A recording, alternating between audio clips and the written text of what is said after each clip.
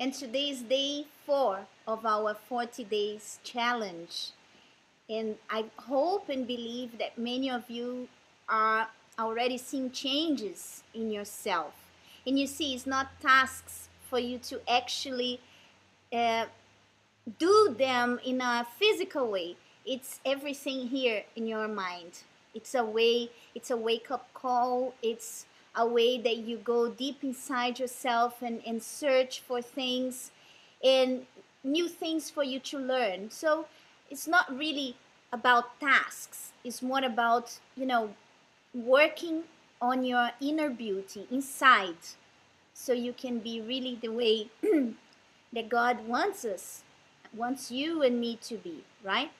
Today I want to speak something very important that God has revealed to me this week, last week, is still in process in my here in my head. It's still in process.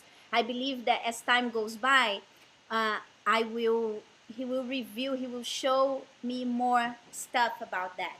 And for this, I have a friend of mine who is going to be here right now. She is actually in Ireland. And why is she here? Well, she's not physically here, she's here by Skype, as you can see. Her name is Aline. And why am I inviting her? By the way, this is the 4th time that we are recording because every time something funny happens, the iPad falls, I say the wrong day. It's really hard to record this video today. But she's here because, you know, she has found out something about this together. We have found out this together. God has revealed this to us. And is as new for me as it is for her. And she has this subject very close to home because something was happening in her life which was impeding her to move on, impeding her to, to grow because of this thing that she was doing and that we do and you do as well. You know what it is? Tell us, Aline. Well, hi to everyone. Well, what happened to me was that when I first got married, I moved to the UK, where Nanda is right now. And when I got there, I realized that I was one of the youngest pastors' wives who were there in the UK. And when I looked around and I saw all those other pastors' wives who were already there, who were already in the work of God, who were there in England for a long time, I began to compare myself to them and see that I wasn't not even close to being like they were. And that became a really big problem for me because I started to doubt that I could even be the way they were. Because I would look at myself, would compare myself to them, and would see that I was not like them. I would see all those qualities that they had, the experience they had, and I would really just think that I would never be able to be like them. And the problem began when I started comparing myself to them. There's nothing wrong when you look up to somebody and you want to be like them, but you must find a limit there. And that's what I didn't find. I would always look myself down, put myself down, because I would look at them and I wouldn't believe that I couldn't be one day like they were. Because the gap, the difference between us was very huge. And for a long time, I didn't believe in myself because of that. I always thought that I wasn't good enough. And with that, I didn't develop. Just like Mrs. Nanda said, I wouldn't grow. I wouldn't shine. I wouldn't make the difference because there I was, always putting myself down. I didn't believe in myself. And it all began when I started comparing myself to the other pastors' wives. And I was thinking because when God revealed this to us, I was really, there are things that is not immediately. You have really to be thinking about them, right, Aline? You have to be looking inside yourself, you have to analyze situations, you have to go back, you have to start looking, am I comparing me all the time, am I doing this, did I do this in the past? So is it still something in process in our heads, in our minds still? And I found out that I do this a lot, and I'm not the only one. And I was praying, I was talking to God, and I was saying like this, my God, this is so unfair, because it's our nature. It's our nature. That's we do this. How can we not compare ourselves? Is there gonna be a time where you will never again compare yourself? I don't believe so, because it's part of your nature, of my nature. It's part of who women are, you know. And men are not like that. You see, men hate being compared. Men really, compare him with your father, compare him with your brother, with the other guy. Compare for you to see. He doesn't like, they don't like men in general. Of course, there are exceptions, but in general, they don't like comparisons. They don't like to be compared to other men, and they don't do it. They don't compare themselves with other men, usually. So, how can we overcome this thing that is so bad to us, that it puts us down, that makes us lose power? It makes us lose power, you know?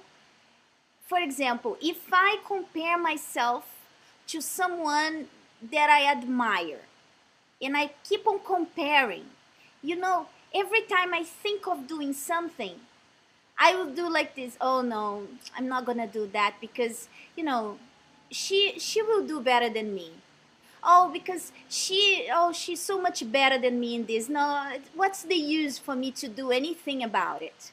This is the idea that comes to our mind. Oh, I'm going to speak about this. No, but she's gonna speak something better.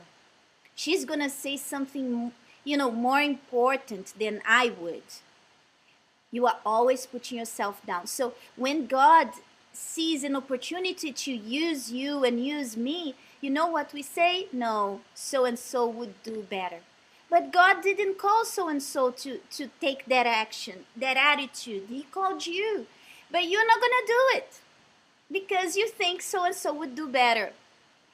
And as Aline said, there is no problem in having someone to look up to, as long as it's not, it doesn't start being something bad to us.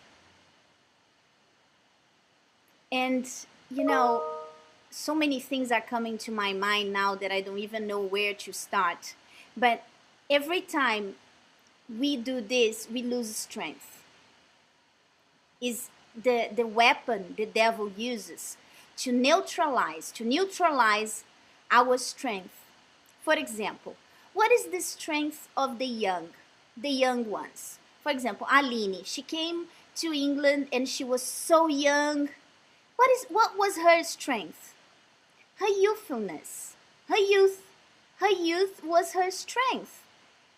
And that's what God wanted to use. But she started seeing her youth as something bad other than something good. So that it is. The devil putting in her mind that she was too young, that she didn't know how to do things, the older ones were better. With this idea, he stopped her to doing things that could have been so profitable to his kingdom. And this is what he does. He tries to find our strength and make it look like our weakness. Because, for example, we have a friend that when we were talking about this, she said the opposite. She said, look, the devil was working on her strength with her youth. And with me, it's because I'm older. And sometimes I compare myself with the younger girls. And then I keep on thinking like this, oh, the younger ones, they know better about computer, they don't know better about the other stuff. And she started feeling as if She was not important. She was not, she wouldn't add much. Because, what is the strength of the older? What it is, Aline? Their strength is their maturity, their experiences. They don't make the same mistakes over and over again because they've learned with their own mistakes. That's it. So, their strength is their maturity. It's because they are older. But the devil works on their minds with these comparisons because, you start comparing yourself with the younger ones. And then he neutralizes your strength. And this is what comparisons do. You compare yourself. When you compare yourself, it's always two results. Or you're going to fall short and you're going to feel bad. Or you're going to feel good, but then it's a not so good thing. Because, for example, when you feel superior to someone because you are comparing and you think, oh, I'm better than you. Is this some kind of good thing?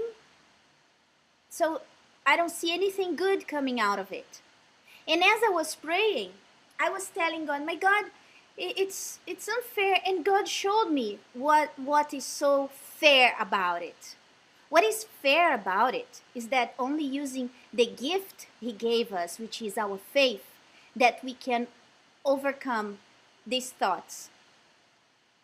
Is it going to stop? Is it now you're going to say like this, Aline, you're going to say, oh, I'll never compare myself again. Is that? Because when you are not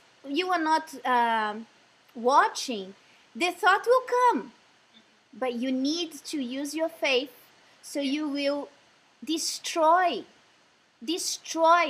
this idea. When you start comparing yourself, you say, no, it's tied up. You go, my God, I don't wanna be comparing. This is wrong. This comparison is wrong. So you go there, you neutralize what the devil was throwing at you to neutralize you.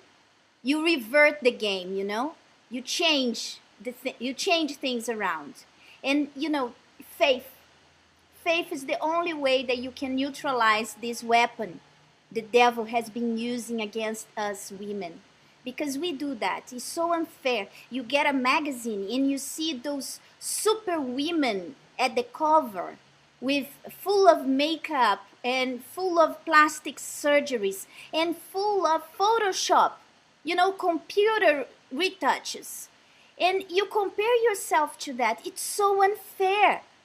But sometimes you don't realize that you are doing that. And it's only with the use of faith, with the using of faith that you can neutralize. You can say, no more. No more comparing, no more looking. And if I look at her, I have to compare myself, so I'm not going to look anymore. It's like another day. Actually, it was last year. I noticed that every time I would look at those magazines when I go to an appointment, or when I would buy some of those, OK, and those kind of magazines, I would always be, my mind would be filled with things that were not good. You know what I did? I said, never again. I'm not going to buy these magazines again. I'm not going to see these magazines again. I want these magazines out of my life because this is not good influence to my faith. So I'm using my faith. I'm protecting my faith. I'm protecting myself and my beliefs. And that's what we need to do. We need to be really aware of that. And there is a verse, Lini. We have less than a minute. Can you just say where the verse is so they can meditate on that? Yes, it's in Jeremiah chapter 1, verse 4. Jeremiah chapter 1, verse 4. See? Do you want me to read? No, we don't have time. We have only 1 minute left. You see, God, when he chooses, he doesn't see your age. Be it young or be it old. It doesn't matter for him. You have to make it not matter for you too. All right? So this is our task for today. You know what you have to do. See you all tomorrow. Bye-bye. Bye, Lini. Thank you for being here. Welcome. My pleasure.